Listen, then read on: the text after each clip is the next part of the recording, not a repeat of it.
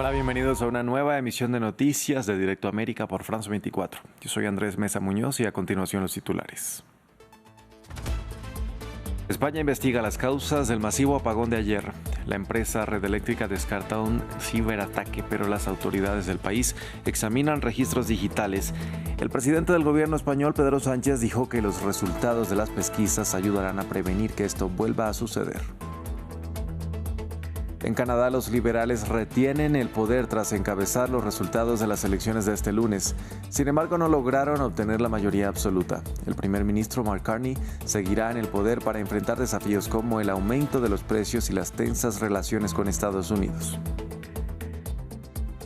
En la Franja de Gaza, los cuerpos de los palestinos muertos por los ataques israelíes de las últimas horas fueron trasladados al Hospital Nasser en Han Yunis. La Defensa Civil gazatí reportó que la ofensiva de las últimas horas dejó 40 personas muertas.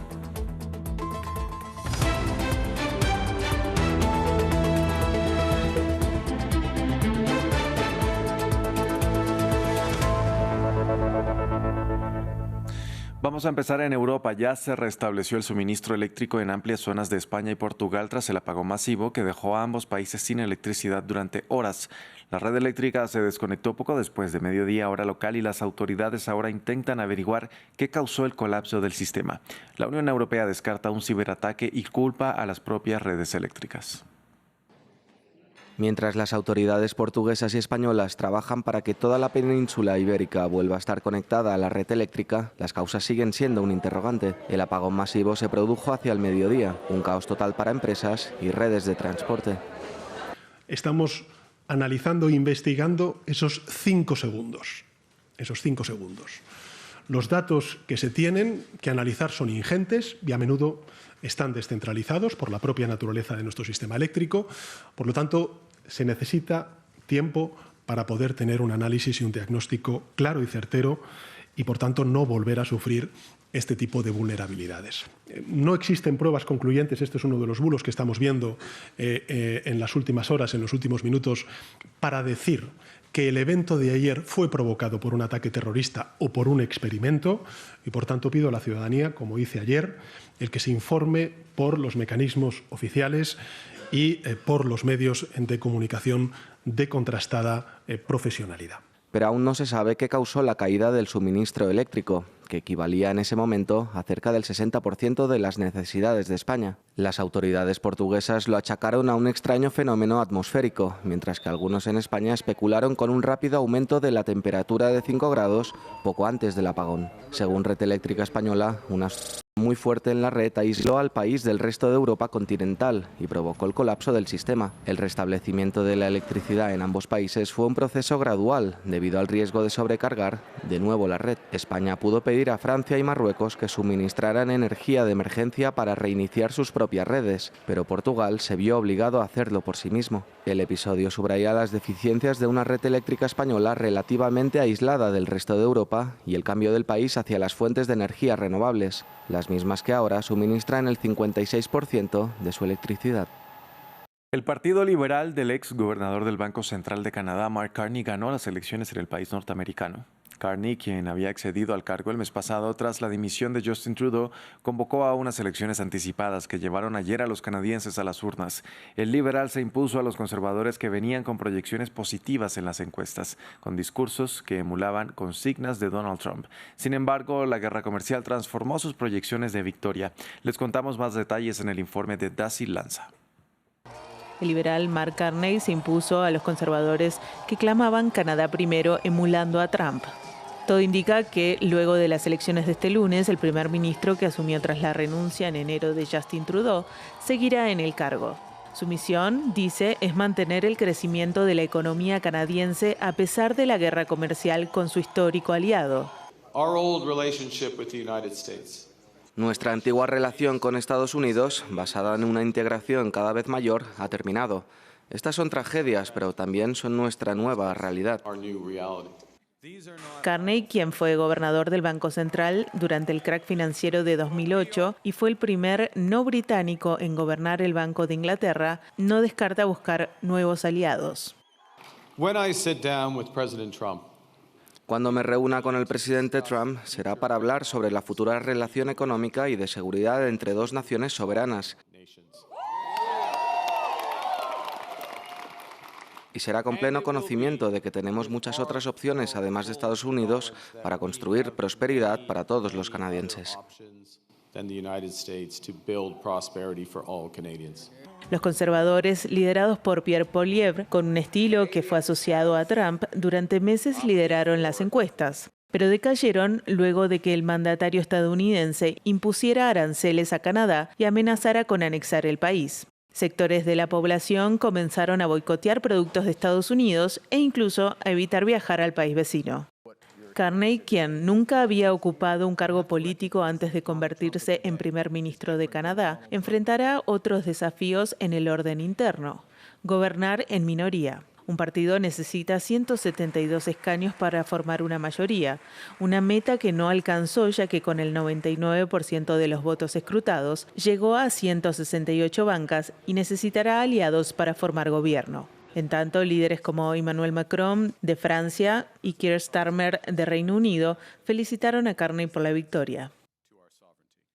El miedo entre los inmigrantes por las medidas migratorias de Donald Trump está llegando al punto de afectar las ventas de los negocios y la asistencia de las ceremonias religiosas. Los comerciantes han visto bajar sus ingresos y las iglesias aún no han recuperado todos los feligreses. Algunas organizaciones humanitarias señalan que la situación actual para los latinos es compleja, pero si adquieren información y conocimiento de sus derechos podrán sentirse más protegidos. El reporte es de Herminia Fernández y Lionel Pusri desde Chicago. En los pasillos de este centro comercial en La Villita ya no vienen los latinos a comprar. Desde que comenzaron las redadas del ICE en Chicago, salen lo mínimo por temor a ser deportados. Esta vendedora, que tiene un negocio desde hace 30 años, cuenta que los clientes habituales de otros estados como Michigan, Indiana, Wisconsin o Milwaukee no han regresado. Mucha gente que viene de fuera no viene por el temor de que pues La Villita es muy famosa, pero también piensan que hay migración y todo eso, y eso nos perjudica bastante a nosotros, porque la gente no viene y es la que compra. Pero no solo las tiendas están viendo la ausencia de compradores, también las iglesias perdieron a sus feligreses. Y a veces es el miedo infundado, a veces las personas creen que esta orden es inmediatamente para todos. Como se infunde un miedo para todos, entonces muchas personas buscan no salir de su hogar. El Centro Romero es una organización comunitaria que brinda servicios a los inmigrantes y refugiados. Su director señala que el temor a salir persiste porque la comunidad es más vulnerable si están fuera de casa, pero que deben informarse para que conozcan sus derechos. Y a través de esa incertidumbre y de ese miedo colectivo es que podemos nosotros observar que buscan apaciguar que la gente pueda, primero, informarse sobre sus derechos.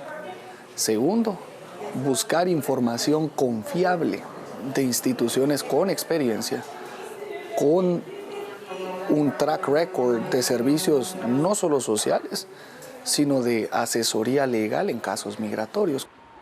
Las vidas de muchos inmigrantes siguen paralizadas o avanzan a media marcha. Miembros de ONGs señalan que aunque las estadísticas muestran que ha habido administraciones con un mayor número de deportaciones, la diferencia ahora radica en que no se trata de un juego limpio. En Colombia, decenas de miles de indígenas arribaron a Bogotá para participar de las manifestaciones a favor de las reformas del gobierno que tendrán lugar el 1 de mayo. Al menos 10.000 de ellos montaron un campamento en la Universidad Nacional. Ramiro Cueva Alberena nos cuenta más. Miembros de la comunidad indígena ocupan la Universidad Nacional de Colombia. Más de 10.000 personas se instalaron en las vísperas del 1 de mayo, cuando están convocadas marchas a favor del gobierno de Gustavo Petro. Hoy estamos aquí porque estamos reivindicando los derechos de los pueblos indígenas, reivindicando la vía del territorio, la vía de la gobernabilidad, la vía de los macroterritorios, pero cómo, podemos resolver los problemas estructurales que tenemos en nuestros territorios más lejanos que vivimos los pueblos indígenas de Colombia. Ante las complicaciones climáticas, la Organización Nacional Indígena de Colombia eligió la universidad como zona humanitaria. Sin embargo, su presencia afectó el funcionamiento normal del Centro de Educación Superior y hay temores entre los directivos, pese a que la convocatoria es pacífica. O sea, es un poco raro porque normalmente el espacio es para estudio y pues han bloqueado muchas facultades y no permiten el ingreso a clases, entonces me parece realmente algo problemático porque pues vinimos pues a estudiar y pues no creo que el espacio, por más de que sea público, pues debería brindarse para esto. Se estima que otros miles de indígenas arribarán a la capital en estas horas, alcanzando a las 20.000 personas. El 1 de mayo, Colombia celebrará consultas populares vinculantes para intentar avanzar en la reforma laboral bloqueada en el Congreso. La comunidad indígena ha apoyado a Petro desde su campaña para llegar a la presidencia. La ministra de Ambiente, la embajadora ante la ONU y otros funcionarios de su gobierno son de comunidades originarias que representan el 4,4% de los 50 millones de habitantes que tiene Colombia. Vamos a la Franja de Gaza. En Han Yunis, decenas de personas recibieron los cuerpos de sus familiares muertos en un reciente ataque de Israel. Los restos fueron trasladados al hospital Nasser en medio de la condena. De acuerdo con la Defensa Civil gazatí, unas 40 personas perdieron la vida durante la ofensiva israelí en la última jornada. El Ministerio de Salud del enclave dice que desde que se reanudaron los bombardeos, unos 2.222 palestinos han sido asesinados.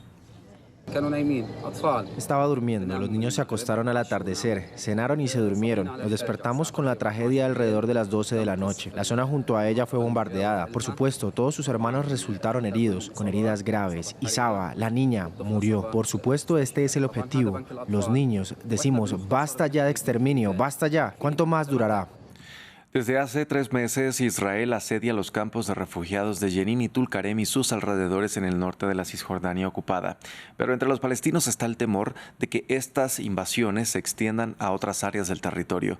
Un miedo que se ha intensificado en uno de los campos de refugiados de Belén tras una violenta redada del ejército israelí.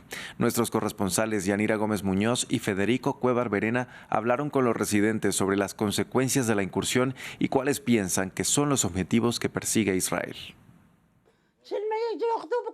Las redadas israelíes no son algo nuevo para Malka. Con 76 años y viuda, asegura que cada vez que los soldados invaden el campo de refugiados de Deisha, usan su casa como centro de detención, salvo que la última incursión fue más grande y violenta. Traían a los jóvenes, los golpeaban y los interrogaban. El campo estaba lleno de soldados. Escuchamos disparos. También vandalizaron imágenes de nuestros mártires y pintaron banderas israelíes en las paredes.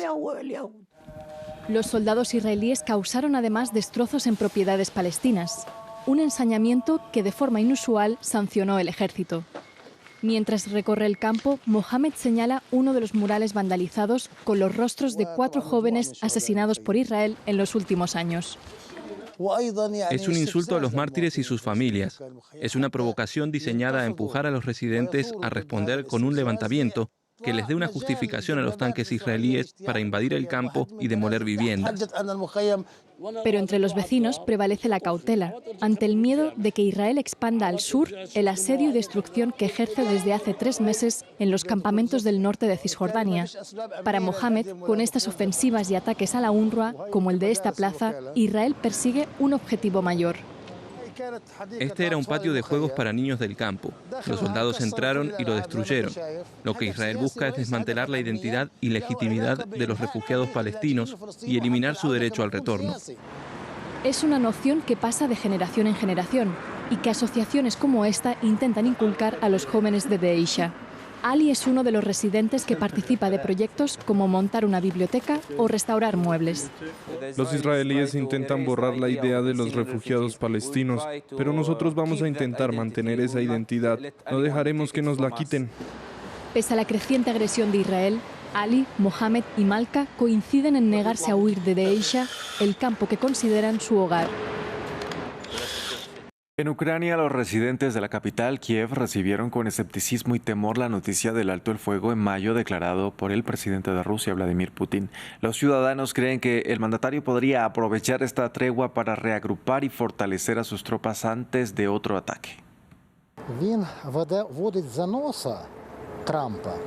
Está llevando a Trump de la mano. Empiezan a demostrar que son capaces de alcanzar un acuerdo de paz, que están listos para dialogar con Estados Unidos, pero al mismo tiempo plantean sus exigencias absurdas. Somos un país independiente, un Estado soberano, y no lo aceptaremos.